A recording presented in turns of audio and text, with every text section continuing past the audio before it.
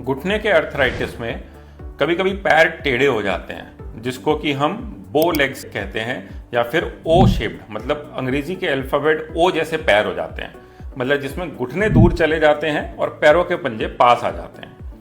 काफ़ी लोग समझते हैं कि ये एजिंग प्रोसेस का पार्ट है, लेकिन असल में ये प्रोग्रेसिव नी अर्थराइटिस या घुटने के गठिए का एक साइन होता है। इसमें आपके घुटने दूर चले जाते हैं, पैर के पंजे पास आ जाते हैं, तो जब आप चलते हो तो ऐसा लगता है कि आप पैरों को चौड़ा करके चल रहे हो। इसको हम लोग मेडिकली कहते हैं जेनु वारम। ये कंडीशन तब होती है जब घुटनों के अंदर का कंपार्टमेंट, जिसको कि मीडियल कंपार्टमेंट हम कहते हैं, वो बाहर के कंपैरिजन में ज़्यादा घिसने लगता है। तो क्या होता है कि घुटने दूर चले जाते हैं, एक दूसरे को टच नहीं करते चलने में, और एंकल जो है वो पास आ जाते हैं। इस तरह के पेशेंट्स जब चलते हैं तो एक बहुत ही फनी तरह से चलते हैं कि पैरों को दूर करके, थोड़ी लचक के साथ, थोड़ी लंगड़ाहट के साथ। इसका कारण ये होता है कि हमारे नी में दो कंपार्टमेंट हैं, एक अंदर की तरफ जिसको हम मीडियल कंपार्टमेंट कहते हैं, और एक बाहर की तरफ जिसे लैटरल कंपार्टमेंट कहते हैं। ज़्यादातर मरीजों का जो अंदर वाला कंपार्टमेंट होता है वो ज़्यादा घिसता है उम्र के साथ साथ। बाहर वाला फिर भी थोड़ा ठीक रहता है, अंदर का ज़्यादा घिसता है, वहाँ का कार्टिलेज पतला हो जाता है और धीरे धीरे पूरा ही कार्टिलेज खत्म हो जाता है।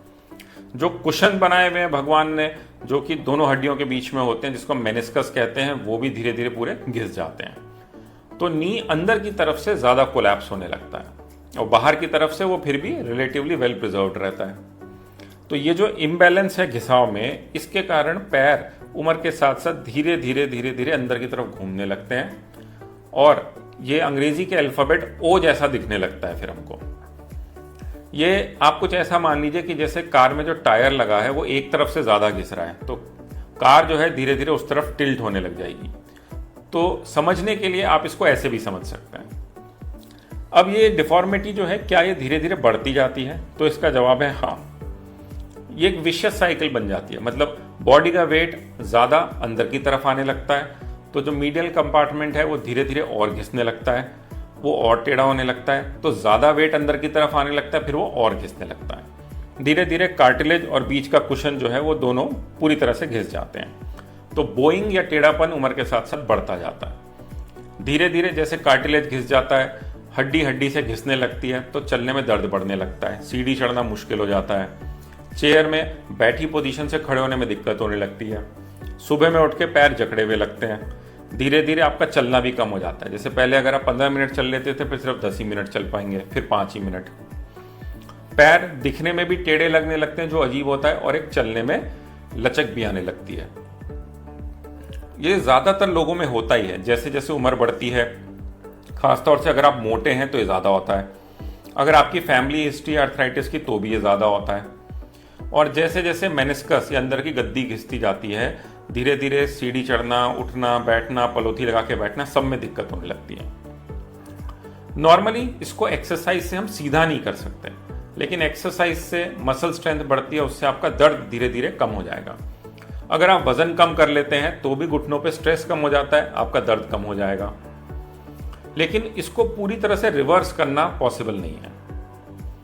अगर आप शुरुआत से ही अपना वजन कम रखते हैं, एक्सरसाइजेस करते हैं, और आप अपना एक कार्टिलेज सप्लीमेंट्स या कुछ इस तरह के हेल्थ सप्लीमेंट लेते हैं जिससे कि कार्टिलेज नेचुरली बनता रहे, तो आप इसको धीमा कर सकते हैं या अवॉइड कर सकते हैं। लेकिन एक बार ये शुरू हो जाता है, फिर आप इसको रिवर्स नहीं कर सकते।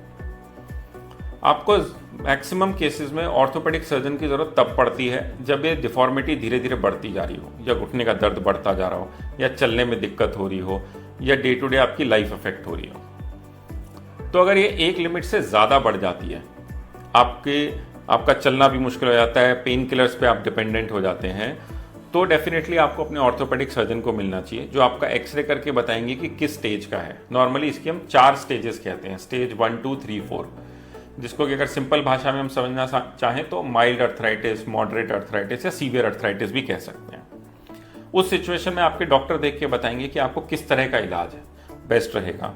हो सकता है आपका दवाई गोली से, एक्सरसाइज से ही काम चल जाए, या हो सकता है घुटने में किसी इंजेक्शन की ज़रूरत पड़े, या अगर एडवांस्ड अर्थराइटिस है तो इसमें आपको नी रिप्लेसमेंट सर्जरी की भी ज़रूरत पड़ सकती है। तो आपके जो भी आपकी सिचुएशन है, आप उसको इग्नोर ना करें।